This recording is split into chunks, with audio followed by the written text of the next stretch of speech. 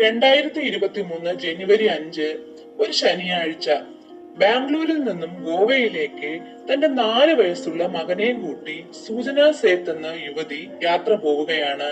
അവിടുത്തെ hotel soul banyan ഗ്രാൻഡയിൽ 404 number room എടുക്കുന്നു. പക്ഷെ ചില കാരണങ്ങളാൽ പിറ്റേ ദിവസം തന്നെ സൂചന സേത്ത് ആ ഹോട്ടൽ വെക്കേറ്റ് ചെയ്തു പോവുകയാണ്. അതിനുശേഷം ആ റൂം ക്ലീൻ ചെയ്യാൻ പോയ ജോലിക്കാർ അവിടെ കണ്ട കാഴ്ച വളരെ ഞെട്ടിക്കുന്നതായിരുന്നു. എന്താണ് അവർ അവിടെ കണ്ട ആ കാഴ്ച? സൂചന സേത്തിനും മകനും അവിടെ അന്ന് ആ രാത്രി, തലേദിവസം രാത്രി നടന്നത് എന്തായിരുന്നു?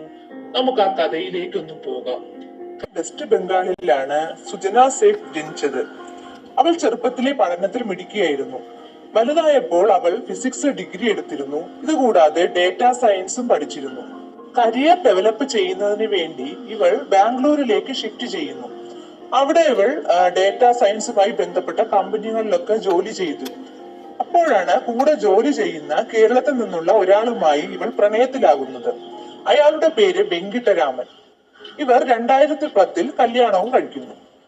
അധികം താമസിയാതെ സ്വന്തമായിട്ടൊരു സ്ഥാപനം തുടങ്ങിയാൽ എന്തെന്ന് ഇവർ ആലോചിക്കുകയും അങ്ങനെ ഇവർ ഒരു സ്ഥാപനം തുടങ്ങുകയും ചെയ്യുന്നു. ആർട്ടിഫിഷ്യൽ ഇന്റലിജൻസുമായി ബന്ധപ്പെട്ട ഒരു സ്ഥാപനമാണത്.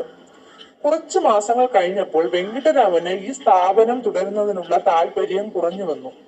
കാരണം അവിടെ എന്തൊക്കെ പ്രശ്നങ്ങൾ ഉണ്ടെന്ന് അയാൾക്ക് തോന്നി. അങ്ങനെ അയാൾ ആ കമ്പനിയിൽ നിന്നും വേറൊരു കമ്പനിയിലേക്ക് ജോലി വാങ്ങി മാറുന്നു. സ്വന്തമായിട്ട് തുടങ്ങിയ ഈ കമ്പനി വിടാൻ സുജനയ്ക്ക് താല്പര്യമില്ലായിരുന്നു. അവൾ അതിന്റെ സിഇഒ ആയിട്ട് ആ കമ്പനി ഒറ്റയ്ക്ക് മുന്നോട്ട് കൊണ്ടുപോയി. എല്ലാം തന്റെ തലയിൽ വെച്ച് ഇട്ടിട്ട് പോയി എന്ന് പറഞ്ഞിട്ട് സുജന എപ്പോഴും വെങ്കിട്ടരാമനെ കുറ്റപ്പെടുത്തുമായിരുന്നു. 9 വർഷങ്ങൾക്ക് ശേഷം 2019 ഇവർക്കൊരു ആൺകുട്ടി ജനിക്കുന്നു. കുട്ടിയുടെ പേര് ചിന്മയി. കുഞ്ഞ് ജനിച്ചതോടെ ഇവർക്കിടയിൽ പ്രശ്നങ്ങളും വളർന്നു. കുഞ്ഞിനെ നോക്കുന്നതിനെ ചൊല്ലി ഇവർക്കിടയിൽ വഴക്കുകളൊക്കെ ഉണ്ടായി. 2022 വരെയൊക്കെ പ്രശ്നമായിരുന്നുവെങ്കിലും അതൊക്കെ പറഞ്ഞ് കോംപ്രമൈസ് ചെയ്ത് ഇവരുടെ ദാമ്പത്യം മുന്നോട്ട് പോയി. പക്ഷെ 2022 ഒരു ഓഗസ്റ്റില് ഇവർക്കിടയിൽ വലിയ ഒരു പൊട്ടിത്തെറി നടന്നു. ഇതോടെ വെങ്കിട്ടരാമൻ വീട് വിട്ടിറങ്ങുന്നു. സൂചന സേത്ത് പോലീസ് സ്റ്റേഷനിലേക്ക് പോയി വെങ്കിട്ടരാമനെതിരെ പരാതി കൊടുക്കുന്നു. അതിൽ പറയുന്നത് തന്റെ ഭർത്താവ് വീട്ടിൽ നിരന്തരം വഴക്കിടുകയും തന്റെ ദേഹോപദ്രവം ഏൽപ്പിക്കുകയും ചെയ്യുമെന്നായിരുന്നു. കേസ് കോടതിയിലെത്തി.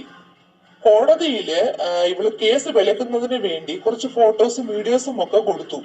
കോടതി ഇതെല്ലാം പരിശോധിച്ച ശേഷം വെങ്കിട്ടരാമനോട് ഇനി ഇവരെ കാണാൻ പാടില്ല എന്ന് താക്കീത് ചെയ്യുന്നു.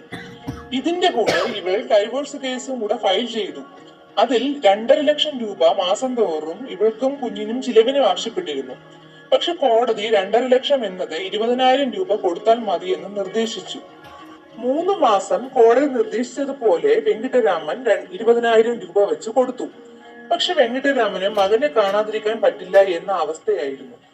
ഒരു പിതാവെന്ന നിലയിൽ പല കടമകളും മകന് വേണ്ടി ചെയ്തു തീർക്കാനുണ്ടെന്ന ചിന്ത വെങ്കിട്ടരാമനെ അലട്ടിക്കൊണ്ടിരുന്നു. അയാൾ കോടതിയിൽ അപ്പീൽ കൊടുത്തു. എല്ലാ ഞായറാഴ്ചയും കുട്ടിയെ കാണാനുള്ള അനുമതി കോടതി കൊടുത്തു.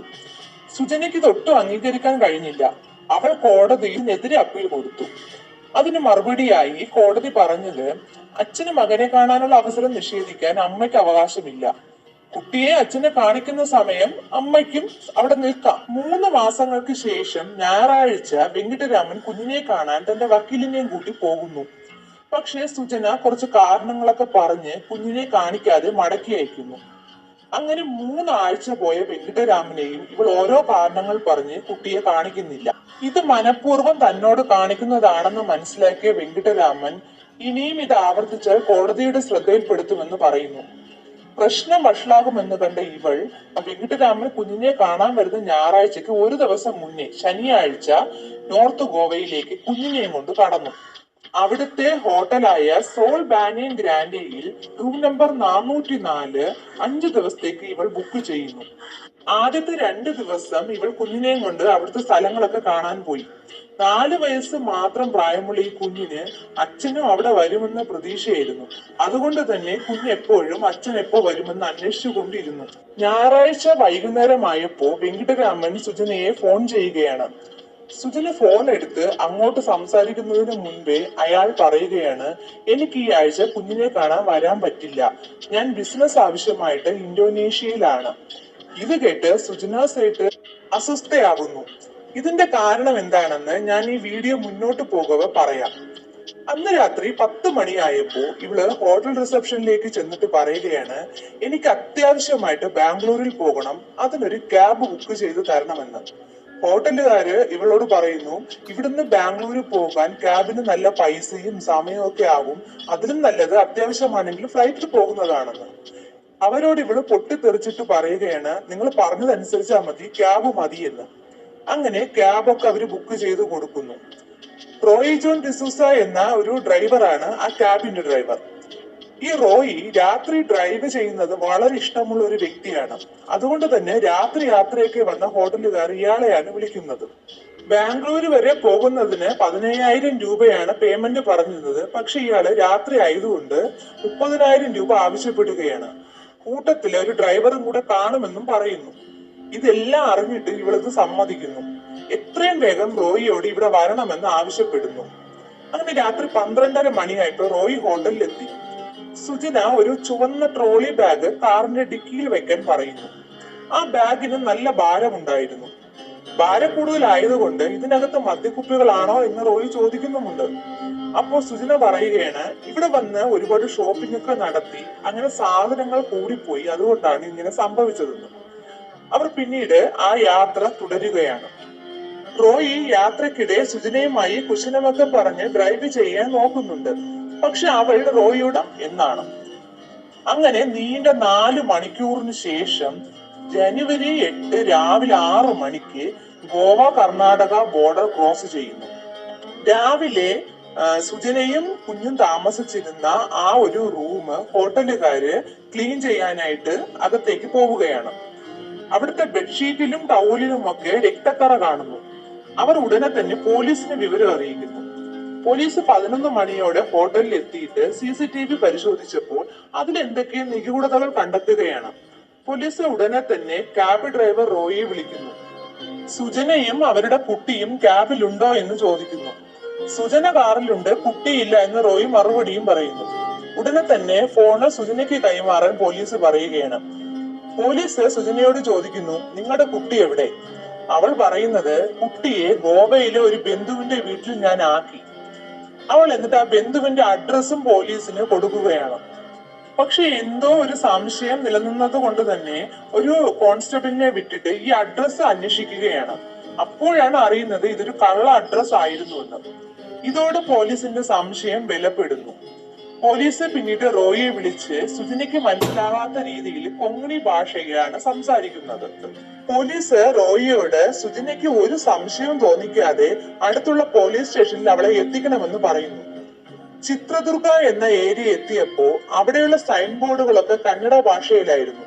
സുജനയ്ക്ക് കന്നഡ അറിയില്ലായിരുന്നു. അവൾ ഉടനെ തന്നെ ഗൂഗിൾ മാപ്പിൽ അടുത്ത പോലീസ് സ്റ്റേഷൻ ഉണ്ടോ എന്ന് സെർച്ച് ചെയ്തു. അപ്പോൾ 50 കിലോമീറ്റർ അപ്പുറത്താണ് പോലീസ് സ്റ്റേഷൻ എന്നാണ് ഗൂഗിൾ മാപ്പിൽ കണ്ടത്. റോയിക്ക് ഇവളെ എന്തിനാണ് പോലീസ് അന്വേഷിക്കുന്നതെന്ന ചിന്തയായിരുന്നു. അയാൾ അടുത്തുള്ള ധാബയിൽ വണ്ടി നിർത്തി.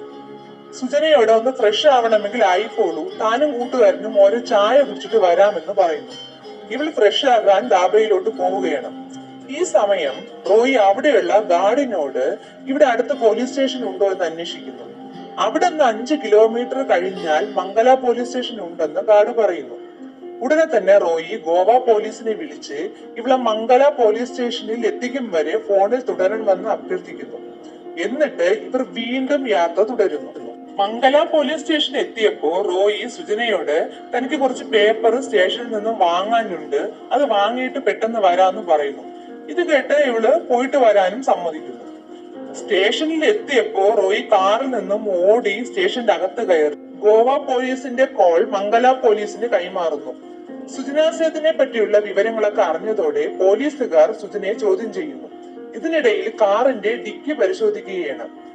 അപ്പോ ചുവന്ന ബാഗ് തുറന്നപ്പോൾ മീതെ കുഞ്ഞിന്റെ ഡ്രസ്സുകളും കളിപ്പാട്ടും ഒക്കെ ആയിരുന്നു. അതിനും അടിയിൽ ഉള്ളത് കണ്ട് പോലീസുകാർ ഞെട്ടിപ്പോയി.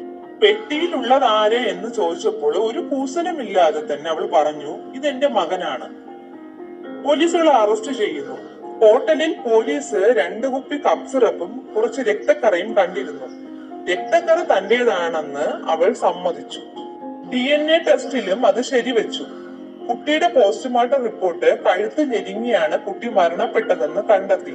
സുജന പോലീസിനോട് പറഞ്ഞിരുന്നത് 7-ാം തീയതി രാവിലെ ഉണർന്നു നോക്കിയപ്പോ കുട്ടി മരിച്ചു കിടക്കുന്നതാണ് കണ്ടത്. അത് താങ്ങാനാവാതെ കൈ മുറിച്ച് താൻ ആത്മഹത്യക്ക് ശ്രമിച്ചിരുന്നു. പക്ഷെ അത് നടപ്പിലാകാത്തത് കൊണ്ടാണ് കുട്ടിയുടെ മൃതദേഹവും കൊണ്ട് താൻ നാട്ടിലേക്ക് പുറപ്പെട്ടതെന്നായിരുന്നു. പോലീസിന്റെ അന്വേഷണത്തിൽ പോലീസ് പറയുന്നത് എന്തെന്നാൽ ഇവൾ കുട്ടി പ്രതിരോധിക്കാതിരിക്കുന്നതിന് വേണ്ടി 2 കുപ്പി കപ്പ് സിറപ്പും കുട്ടിയെ കുടിപ്പിക്കുന്നു. അതിനുശേഷം അബോധാവസ്ഥയിലായ കുട്ടിയെ തലയണ അല്ലെങ്കിൽ ടവൽ വെച്ച് കഴുത്ത് ഞെരിച്ച് കൊലപ്പെടുത്തിയെന്നാണ്. സൂട്ട് കേസ് പരിശോധിച്ചപ്പോൾ അതില് ഇവൾ ഒരു ലെറ്റർ എഴുതി വെച്ചിരുന്നു. അതിൽ പറയുന്നത് കോടതി വിധിയിൽ ഞാൻ സന്തുഷ്ടയല്ല എന്നാണ്. ഇതിൽ പോലീസ് പറയുന്നത് വെങ്കിട്ടരാമന് ഈ കുഞ്ഞാണ് ജീവിതത്തിലെ ഏറ്റവും വലിയ സന്തോഷമായിരുന്നത്. ഇതിനെ കൊന്നാൽ അയാളുടെ സന്തോഷം ഇല്ലാതാവും. അയാളോട് പ്രതികാരം തീർക്കാൻ ഇവൾ കണ്ട വഴിയാണ് ഈ കുഞ്ഞിന്റെ കൊലപാതകം.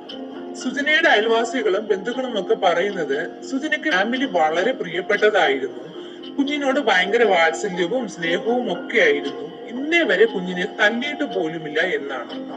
എന്റെ ഒരു അഭിപ്രായം പറയുകയാണെങ്കിൽ നമ്മൾ എത്ര എഡ്യൂക്കേറ്റഡും ഫ്രണ്ട്ലിയും സ്മാർട്ടും എപ്പോഴും ചിരിച്ചുകൊണ്ടിരിക്കുന്ന ആളാണെന്നൊക്കെ പറഞ്ഞാലും അവരൊന്നും ഒരിക്കലും ഒരു ക്രൈം ചെയ്യില്ല എന്ന് നമുക്ക് ഉറപ്പിക്കാൻ പറ്റില്ല.